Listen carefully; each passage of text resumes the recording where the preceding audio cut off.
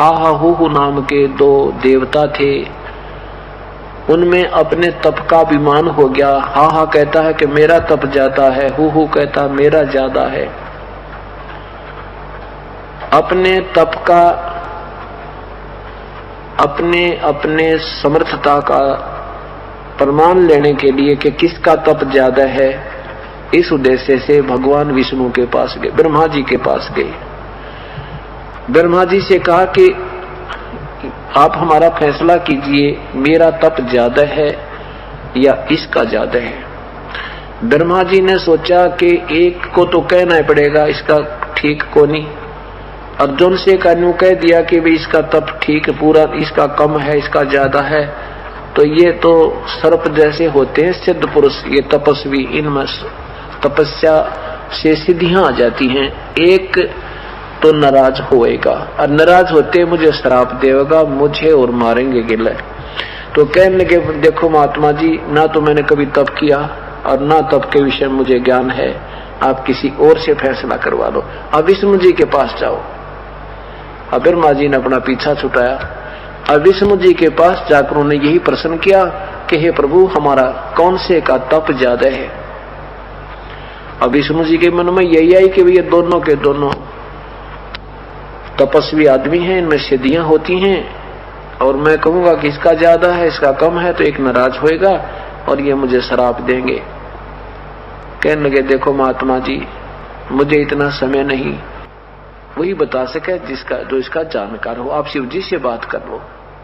अब शिव जी के पास आए, काफी देर में शिव जी की समाधि खुली। फिर शिव जी से प्रार्थना की कि भगवान हमें बताओ हमारे कौन से का तप ज्यादा है। शिव जी ने सोचा भाई ये एक को तो कहना ही पड़ेगा, तो दूसरा नाराज होएगा।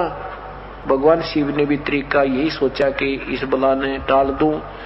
भगवान शिव जी ने कहा कि आप मतंग ऋषि के पास जाओ, वो बड़े तपस्वी हैं और तप के विषय में वही जानते हैं ज्यादा।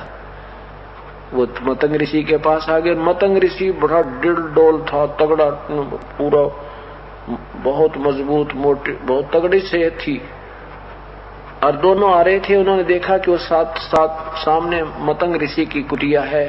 मतंग ऋषि बाहर एक वृक्ष के नीचे बैठे हैं, पूरी पाड़ की पाड़, लंबे चौड़े तगड़े।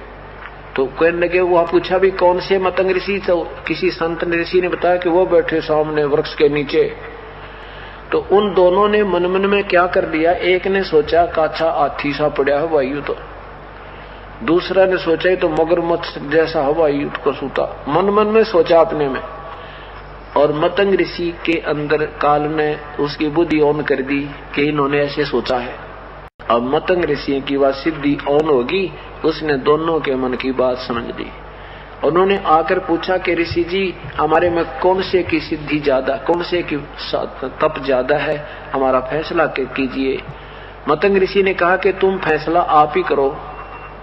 क्या कह रहे थे तुम कि मुझे देखकर तू कह रहा था ये हाथी सा पड़ा है, तू कह रहा था मगरमच्छ पड़ा है, जाओ एक मगरमच्छ बनो, एक बनो हाथी, अपना फैसला आप करो। तो दोनों वहां मर गए, शरीर छूट गया वो 5 तत्व वाला। फिर वो एक हाथी का जन्म हो गया, एक का मगरमच्छ। जब वो तगड़े जवान हुए तो हाथी पानी पीने गया था, मगरमच्छ ने पैर पकड़ दिया, खेचम खेचा, पूरी क्रोचे तगड़े तगड़े हो रहे थे, बड़े मोटे मोटे। तो बहुत रिहर्सल होती रही, 10,000 वर्ष तक लड़ते रहे। अंत में मगरमच्छ ने हाथी को खींच लिया, और हाथी जब मरते, जब बिल्कुल सूंड थोड़ा सा शेष रह गया, पानी घुसनता है, इतना दरिया में गहरा ले गया मगरमच्छ। अब हाथी ने सोचा ईब मर गया।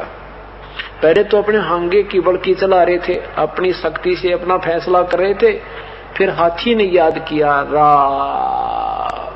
हे राम, आधा मतलब आधा अक्षर ही बोला था, मरते हुए ने याद किया रा।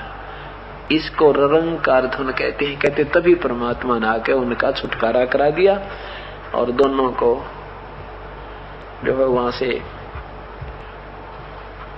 उसको हाथी मगरमच्छ के माथे में वो मारा सुदर्शन चक्र, मगरमच्छ ने वो पैर छोड़ दिया हाथी का, हाथी बाहर निकला। तो भगवान ने कहा कि चल भाई हाथी यानी हाथी वाली आत्मा जो हा हा हु वाले थे, हा हा हाथी बना था, हु मगरमच्छ, के चल भाई हा हा तू स्वर्ग में। मगरमच्छ कहने लगे भगवान हु वाली आत्मा के हे मालिक, ये तो हमारी दोनों की बराबर की लड़ाई थी, ये तो 751 का मुकदमा था, ये किस लिए स्वर्ग जा रहा है और मुझे क्यों नहीं ले जा रहा। विष्णु जी ने कहा कि भाई इसने मुझे याद किया है, कति हृदय है, कति रोते हुए याद किया मेरे को, इसलिए मैं इसको लेने आया हूं। तो मगरमच्छ ने कहा कि हे भगवान, जैसे ये आपको याद कर रहा था ना मरता हुआ, तो मैं भी ऐसी करुणा से आपको याद कर रहा था। बेशक मैं मानवश नहीं छोड़ रहा था इसे, पर आपकी याद मुझे भी ऐसे आ रही थी।